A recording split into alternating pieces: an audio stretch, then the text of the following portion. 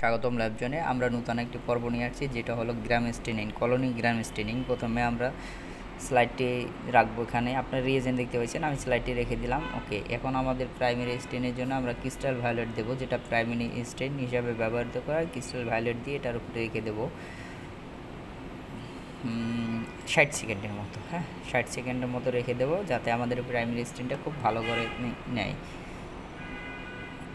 ওকে, 60 second হয়ে গেছে। এবার ট্যাপ ওয়াটারে ধুয়ে নেব। আমার ট্যাপ ওয়াটারের স্পিডটা একটু বেশি ছিল, আপনারা চাইলে একটু স্পিডটা কমায় নেবেন। হ্যাঁ, রাখার পরে এখন আমরা হলো গ্রামস আয়োডিন দেবো, যেটা মডারেট কাজ করবে, সেলটাকে রং দিবে, মডারেটের কাজ করবে। গ্রামস আয়োডিনটা আমরা সুন্দর মতো দিয়ে দিচ্ছি।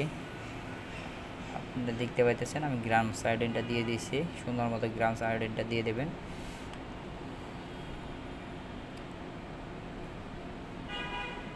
এক মিনিট অপেক্ষা করবেন, এটার জন্য 60 সেকেন্ড অপেক্ষা করতে হয়। তো গ্রামস আয়োডিনটা দিয়ে দেওয়া হয়েছে।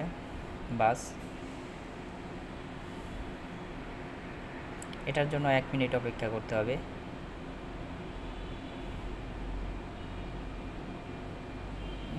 এক মিনিট অপেক্ষা করা শেষ। এখন আমরা আবার ট্যাপ ওয়াটার দিয়ে ধুয়ে নেব। হ্যাঁ, তারপরে ডিকালারাইজেশনের বিষয়টা এখন যেটা আসবে, ডিকালারাইজেশনের জন্য আমরা যেমন অ্যালকোহলও ব্যবহার করতে পারি বা অ্যাসিটনও ব্যবহার করতে। এটা ঢালতে হবে, আমরা এখানে অ্যালকোহলটাই নিছি।